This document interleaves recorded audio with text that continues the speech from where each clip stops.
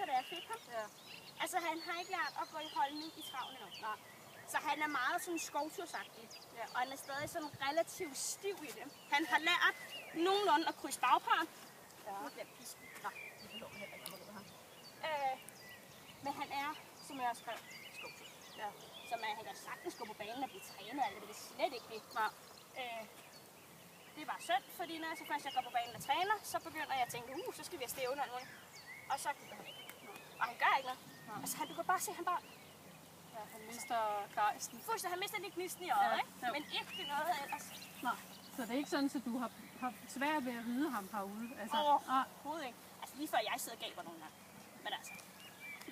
Det er fint med mig. Ja. Nå, men så stille, når man stiger op. Heller er lidt for langsomt. Ja. Altså det der med fuld hammer derudad og så ryge rundt, det er ikke sjovt. Ja, nej, det har man prøvet for mange gange. Ja, det... Her. Op i hovedet, hvis man kan gøre alt. Ja. Man fik lige chok før, ikke? Nå, ja. Om han bliver stående. Ja, lige præcis. heller ikke noget til, der kommer en hest på. Også med hurtige fasaner og sådan noget. Altså, han kan stoppe op,